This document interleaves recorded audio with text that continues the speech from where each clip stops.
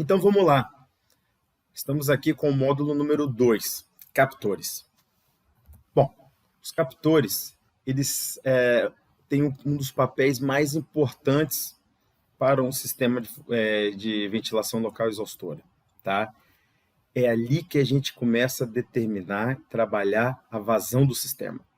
A vazão, ela é fundamental para garantir a eficiência ambiental, ou seja, a eficiência de coleta desse poluente, e também a vazão é diretamente proporcional ao tamanho do meu sistema. E quanto maior for o meu sistema, maior vai ser o custo. Tanto o custo de fabricação, montagem, assim como o custo operacional. Então, com vazões grandes, eu preciso de um sistema grande, eu preciso de uma estrutura metálica muito grande. Então, a gente tem aí um custo enorme relacionado à fabricação e montagem. Consequentemente, eu vou precisar de um ventilador maior, o que é mais caro, e um ventilador que puxe, que tenha mais energia, porque ele vai puxar, entendeu? Uma quantidade de gás maior. Então, ele vai ter um consumo energético maior. Então, temos questões relacionadas aos custos de instalação e aos custos operacionais. Então, é ali que a gente consegue trabalhar, dependendo da posição e geometria da coifa, a gente consegue otimizar essa vazão. O que a gente quer é uma vazão ótima, que seja mínima, necessária para capturar os poluentes no equipamento mais compacto possível.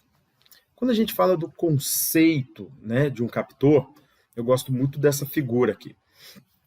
Nela vocês estão vendo linhas de corrente, né, eu fiz através de simulação fluidodinâmica computacional, só para a gente enxergar melhor. Tá? Então, eu tenho aqui um captor, né, proveniente de uma rede de dutos, uma vazão seguindo a direção dessa seta. Então, as linhas de corrente estão mostrando o quê? Todo o ar ao meu redor que eu estou succionando para o interior da rede de dutos. Percebam que eu tenho o quê? Uma grande área de ar convergindo em direção à face do meu captor. Tá?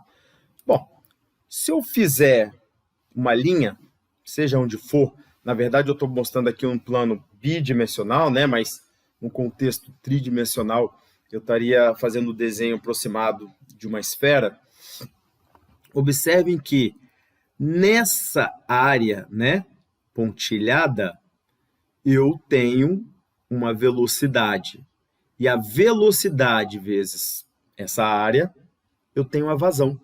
Né? Aqui estou falando em unidades do sistema internacional. Então, vazões em metros cúbicos por segundo, uma velocidade em metros por segundo, uma área em metros quadrados. Então, nesse determinado ponto, tá? Toda a velocidade ela é igual.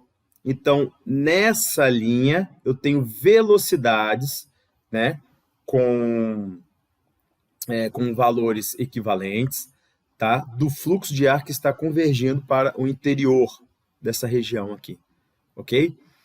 Quando eu traço uma linha um pouco mais próxima, o que acontece? Eu estou aumentando a velocidade. Vocês observem que a velocidade ela vai aumentando à medida que eu vou chegando mais próximo do captor. Consequentemente, quando eu vou chegando mais próximo, essa linha também vai diminuindo inversamente a velocidade. Então, vocês observem que a vazão é sempre a mesma, né? Eu fixei uma vazão, só que quanto mais distante eu estou da coifa, maior é a região, ou seja, uma área maior, com velocidades menores. Tudo isso eu estou querendo dizer que, à medida que eu me afasto do captor, a velocidade a qual o fluxo vem em direção do captor, ela é menor. Então, aqui bem próximo do captor, eu tenho velocidades mais altas.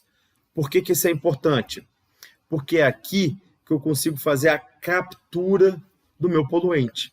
Então, essas isolinhas de velocidade, elas me dão qual é a velocidade do campo de velocidades, ou seja, do fluxo de ar na região frontal, né, logo à frente da coifa. Então, como eu posso observar através desse desenho aqui, ó, para cada linha eu tenho velocidades que vão diminuindo, o seu valor vai diminuindo em relação a, por exemplo, aqui a velocidade próxima na face. Tá? A velocidade de face seria a velocidade, quando a gente multiplica pela área do duto, tem a vazão do meu sistema, tá? Quando eu estou numa região um pouco maior, eu tenho uma área um pouco maior, mas a velocidade já caiu, ela está a 60% da minha velocidade de face. E depois 30, 15, 7,5 e assim vai. Por que a gente faz essa avaliação toda? Porque eu quero determinar qual é a zona efetiva de captura. Ou seja, qual é a zona a qual eu consigo garantir que as velocidades do fluxo de ar que estão indo em direção à coifa serão capazes de transportar o poluente. Então, quando o poluente está muito próximo da coifa, como a gente está observando nessa figura, eu consigo capturá-lo. Se esse poluente sair dessa região tracejada, ele estiver mais afastado, a velocidade do fluxo de ar que passa nessa região, ela não vai ser capaz de capturá-lo, tá?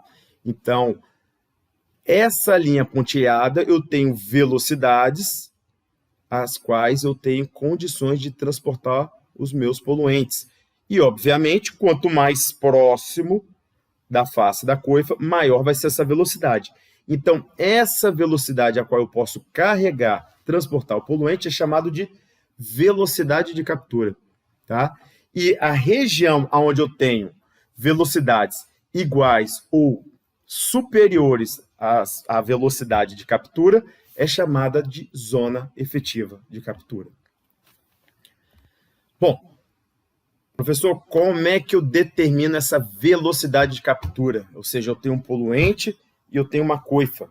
Qual é a velocidade que eu tenho que ter ali, ó, naquela região do poluente que está uma distância predeterminada?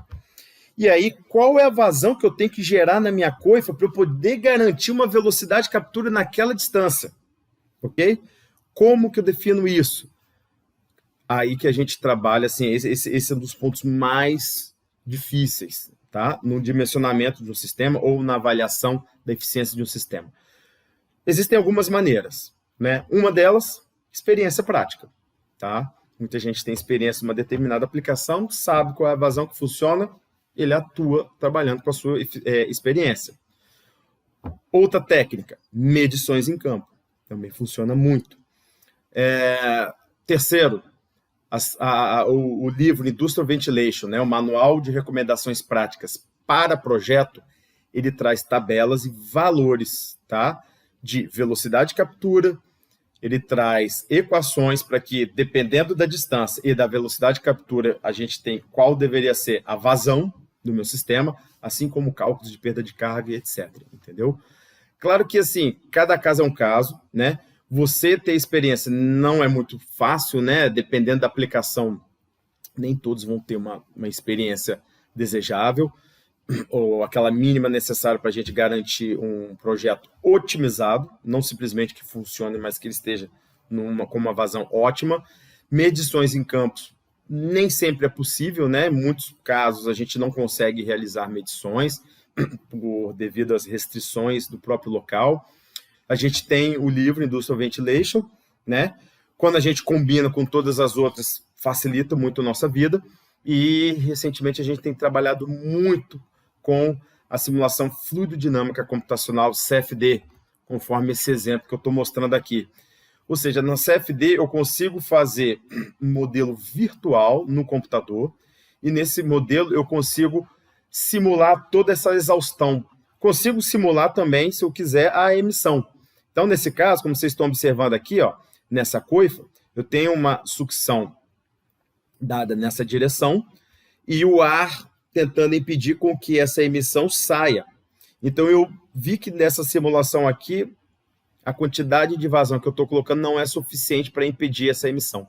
Então, ali no computador, eu consigo simular diversos cenários até eu ter um valor ótimo da minha vazão, da posição da coifa, da geometria e etc. Então, essa também é uma ótima técnica. Lembrando, o somatório de todas elas sempre, né, traz as melhores práticas, entendeu?